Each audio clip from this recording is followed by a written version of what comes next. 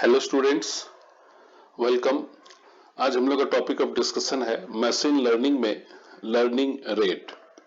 Video start करने से पहले आप लोगों से रिक्वेस्ट है कि यदि मेरा वीडियो आप लोगों को पसंद आ रहा है तो मेरे चैनल को प्लीज सब्सक्राइब करें एवं लाइक करें, ताकि मैं आप लोगों के लिए फिर ऐसे ही मेहनत करता रहूं। तो आइए हम लोग वीडियो को स्टार्ट करते हैं।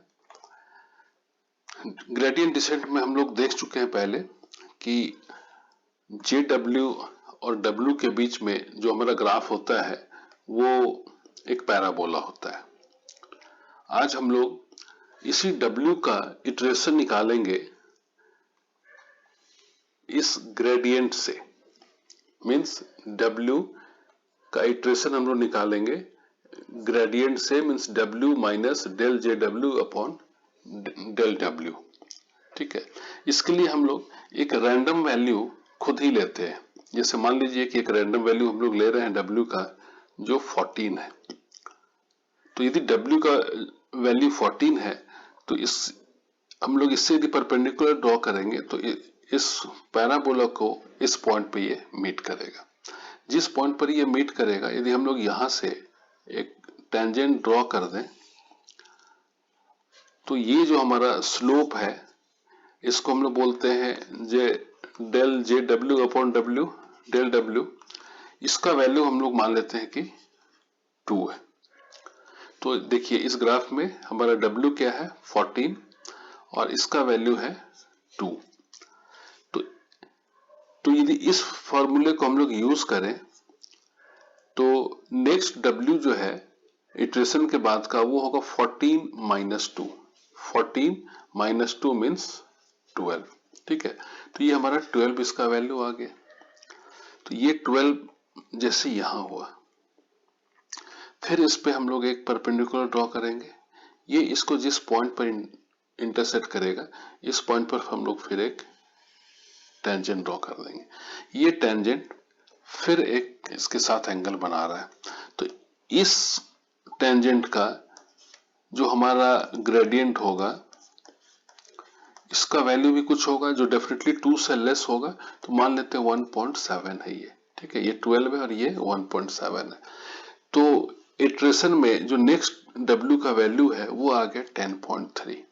तो ये मान लीजिए 10.3। हम लोग फिर इससे एक परपेंडिकुलर ड्रॉ कर दे रहे हैं जो इसको इस पॉइंट पर इंटरसेक्ट कर रहा है, और यहां भी हम लोग एक ऐसे ही टेंजेंट ड्रॉ करते हैं। ये टेंजेंट ड्रॉ करने से ये फिर एक एंगल बना रहा है। तो इस एंगल का यदि हम लोग फिर से del JW upon del W का वैल्यू निकालना चाहें तो सपोज करिए कि ये 1.5 होता है, जो यहाँ पर हम लोग को 1.5 दिख रहा है। तो ये 10.3 है, ये 1.5 है, तो वैल्यू आया 8.8, यानी कि ये वैल्यू हो गया 8.8। हम लोग चाहें तो फिर यहाँ भी एक परपेंडिकुलर ड्रॉ कर सकते हैं और यहाँ भी हम लोग एक फिर ऐसे ही टेंजेंट ड्रॉ कर सकते हैं और नेक्स्ट इटरेशन पे हम लोग जा सकते हैं ताकि हम लोग को नेक्स्ट W का वैल्यू आ जाए। यदि नेक्स्ट W का वैल्यू ऐसा आए जो एग्जैक्टली इस मिनिमम पॉइंट का वैल्यू हो, तब तो आप फॉर्चुनेट हैं कि आपका ये जो सिलेक्शन था W का रैंडम वैल्यू 14, ये बहुत ही अच्छा था, जिसकी वजह से आप फाइनली मिनिमम पॉइंट पर आ गए। इनकेस यदि ये वैल्यू मिनिमम पॉइंट पर नहीं आए और ये इस मिनिमम पॉइंट के थोड़ा सा भी लेफ्ट साइड में चला जाता, तो लेफ्ट साइड में यदि सपोज कि यहाँ ये आता है तो हम लोग इससे परपेंडिकुलर ड्रॉ करेंगे और इससे परपेंडिकुलर ड्रॉ करने के बाद जो हमारा टेंजेंट होगा वो ये होगा, और ये टेंजेंट एक्स एक्सिस के साथ हमारा ये एंगल बनाएगा। तो ये एंगल जो है ये 90 डिग्री से बड़ा है, इसलिए यहाँ पर del JW by del W का वैल्यू ये हर समय निगेटिव होगा। और यदि ये निगेटिव होगा तो नेक्स्ट इटरेशन जो हम लोग निकालेंगे तो ये जो हमारा W minus del JW upon del W है ये हमारा पॉजिटिव वैल्यू आ जाएगा। और ये यदि जैसे पॉजिटिव आएगा तो नेक्स्ट हमारा ये इटरेशन यहाँ आ गया। यहाँ के बाद हम लोग सीधा यहाँ आ गए। जब यहाँ आएंगे तो फिर हमारा नेक्स्ट इटरेशन यहाँ आ जाएगा। यहाँ आएंगे, फिर निगेटिव वैल्यू आएगा हमारा, फिर नेक्स्ट यहाँ आएगा। मीन्स कि यदि हम लोग इसको ज्वाइन करेंगे तो ऐसे ऐसे ऐसे ये फिर ऑसिलेट करने लगेगा और डाइवर्ज हो जाएगा ये। इसके बाद फिर हम लोग कभी भी मिनिमम पॉइंट पर आ नहीं सकते, कभी भी हम लोग मिनिमम पॉइंट पर आ नहीं सकते। ठीक है, तो यदि मिनिमम पॉइंट पर हम लोग आ नहीं सकते हैं तो हम लोग क्या करें फिर?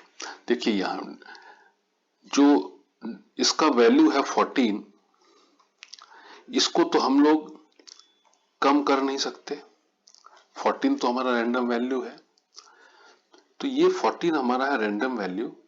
अब इसमें हम लोग यही कर सकते हैं, जो हमारा del J W by del W का वैल्यू है, इसको हम लोग कुछ कम करते हैं ताकि ये जो हमारा गैप है ये थोड़ा कम हो। अभी ये गैप बहुत ज्यादा था इसलिए दिक्कत आ रही थी। अब हम लोग इस गैप को थोड़ा इस गैप को कह लें या यहाँ से यहाँ तक के गैप को कह लें, किसी एक गैप को कम कर सकते हैं। तो हम लोग इस 2 का 50% ही वैल्यू लेते हैं। ठीक है, यानी कि 1। तो ये 14 है, इसमें 1 माइनस करें तो आ गया 13। तो हो सकता है कि 14 के बाद 13 हमारे यहाँ पर आ जाए। फिर उसमें हम लोग ये 1.7 है, इसका भी 50% ले रहे हैं, तो ये आ गया 12.15। तो ये 12.15 यहाँ आ गया। इसके बाद फिर 11.14 ये भी यहाँ आ जाएगा। और ये ऐसा होगा कि बहुत ही धीरे धीरे ये कम होता जाएगा, और ये इतना कम होता जाएगा, इतना कम होता जाएगा कि अल्टीमेटली ये वैल्यू मिनिमम पर जाकर ही स्टॉप करेगा। ठीक है, ये जो है मिनिमम पर जाकर ही स्टॉप होगा। और यहाँ पर यदि हम लोग देखें तो इसका जो स्टेप है, पहले ये है ना, उसके बाद फिर ये है, फिर ये है, फिर ये है, और ये जो स्टेप जा रहा है इसका ऐसे ऐसे जा रहा है और एकदम छोटा होता जा रहा है, छोटा। और ये स्टेप छोटा होते होते ये लास्ट में जो है ये मिनिमम पर जाकर ये स्टॉप हो जाएगा। ठीक है, हो सकता है कि 50% भी लेने के बाद ये पॉसिबल ना हो और ये आगे बढ़ गया, और जैसे ही आगे बढ़ा तो फिर ये सारा फिर ऑसिलेशन चालू हो जाएगा और हमारा मिनिमम वैल्यू मिलेगा नहीं। तो हम लोग क्या करते हैं, यदि 50% लेने पे भी यदि ये इसको ओवरशूट करता है मिनिमम वैल्यू को, जैसे ओवरशूट करेगा वो फिर इमीडिएटली वो डाइवर्स हो जाएगा और फिर आपको कभी नहीं मिलने वाला ये। ठीक है, तो 50% की जगह पे हम लोग क्या करते हैं, आइए एक बार 10% भी लेकर देखते हैं। तो 10% लेकर देखने में हो सकता है कि ये 14 है तो 13.8 बहुत नजदीक हुआ, फिर 13.63 बहुत नजदीक हुआ। ठीक है, ये और भी नजदीक ऐसे आ रहा है यहाँ पे, इसके बाद फिर ये ऐसे आ रहा है, तो इसका जो स्टेप हुआ अब और भी छोटा होता जा रहा है, और ये लास्टली ऐसा करते करते करते हो सकता है कि ये मिनिमम पॉइंट पर आकर रुक जाए। ठीक है, तो हम लोग क्या कर रहे हैं यहाँ पे कि जो हमारा ग्रेडियंट है del J W upon del W, इसका हम लोग सर्टेन परसेंटेज ले रहे हैं, इसका हम लोग सर्टेन परसेंटेज ले रहे हैं। ये हमारा जो हमारा इटरेशन है डब्ल्यू का वो है x% of del J W upon del W के साथ। अब ये x%, अभी हम लोग देखें 50% पर, सबसे पहले 100% पर निकाले इसका, नेक्स्ट हम लोग निकाल रहे 50% पे, अब निकाल रहे हैं 10% पे। हो सकता है 10% पे भी ना हो, इसमें भी ये मिनिमम वैल्यू को ओवरशूट कर जाए, और जैसे ओवरशूट करेगा फिर वही प्रॉब्लम आएगा। तो अब हम लोग क्या कर सकते हैं, तो इसके लिए जो हमारा x% है, इस पे देखिए हम लोग चालू किससे करें, यदि हम लोग 100% से करते हैं, यदि 100% करते हैं तो 100% ऑफ दिस मीन्स इटसेल्फ। तो यदि 100% ऑफ दिस यही हुआ तो हमारा तो जो पहला ग्राफ था वही आएगा। यदि हम लोग 0% लेते हैं, 0%, तो यदि 0% लेते हैं तो ये हमारा 0% ऑफ दिस 0 हो गया, तो W इज इक्वल टू ही W हो जाएगा। तो फिर कोई पॉइंट हम लोग जो पॉइंट लेंगे उसी पॉइंट पर ग्रेडियंट रह जाएगा, वो मूव करेगा ही नहीं। तो हम लोग 0% पे भी नहीं ले सकते, 100% पे भी नहीं ले सकते, इसके बीच में मान लीजिए कि 1% करते हैं, तो हो सकता है तब ये 1% 0.01 हुआ वैल्यू, ये 1% जो है ये 0.0, तो हो सकता है कि ये बहुत ही नजदीक आए और ऐसे 2% भी ले सकते हैं, 3% भी ले सकते हैं, 0-1 के बीच में भी कोई पॉइंट में भी परसेंटेज ले सकते हैं। तो ये x% ऑफ दिस जो है, ये x% ऑफ दिस जो है, तो इसमें हम लोग देख रहे हैं कि 0.01 यानी कि 1% है, मीन्स कि हम लोग 0.01 से इसको मल्टीप्लाई कर रहे हैं। 2% है मीन्स ग्रेडियंट को हम लोग 0.02 से मल्टीप्लाई कर रहे हैं। 3% है मीन्स 0.03 से मल्टीप्लाई किया। इट मीन्स कि हम लोग W का iteration W minus something into this gradient कर रहे हैं। तो वो जो है हमारा, इसको हम लोग अल्फा से डिनोट कर रहे हैं, इसको हम लोग अल्फा से डिनोट कर रहे हैं, और इसी अल्फा को हम लोग कहते हैं लर्निंग रेट।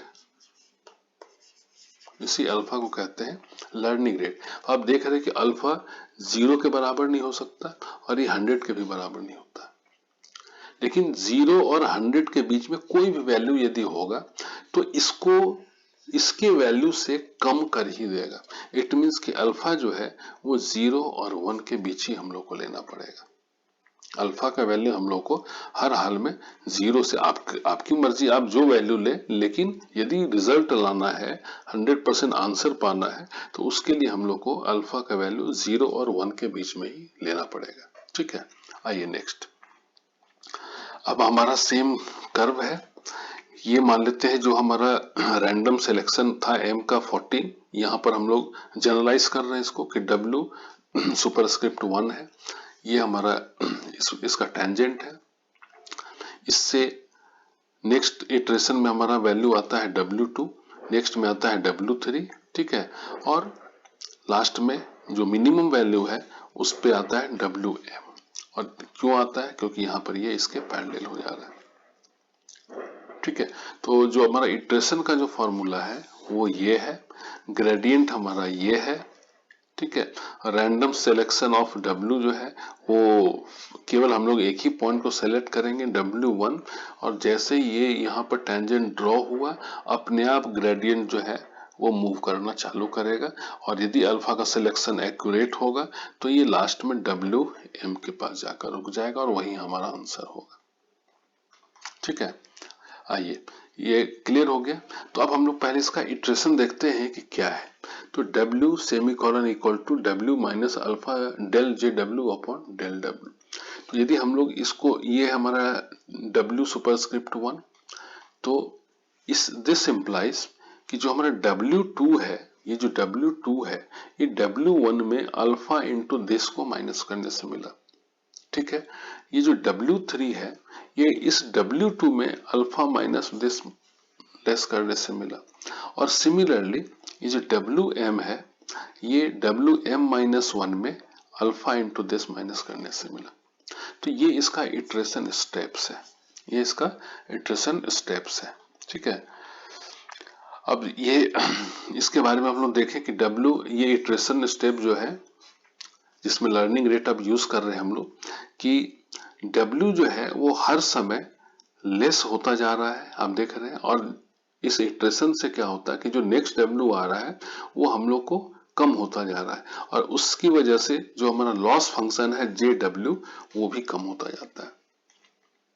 ठीक है, तो अब मिनिमम वैल्यू निकालने के लिए, ये जो अल्फा है ये बहुत ही इफेक्टिव और सुटेबल होना चाहिए, और जिसका वैल्यू आपको हर हाल में 0 से लेकर 1 के बीच में ही लेना है। अल्फा का वैल्यू, अल्फा का सिलेक्शन बहुत ही इंपॉर्टेंट है, और जिसकी वजह से आप मिनिमम वैल्यू निकाल सकेंगे। राइट, सेम है। अब हम लोग, अभी तक तो हम लोग केवल JW और W की बात कर रहे थे, अब हम लोग JWB की बात करेंगे। तो एक हमारा लर्निंग रेट यहाँ भी है और यहाँ भी है, इटरेशन ये W का है वेट का, और ये बायस का है B का है।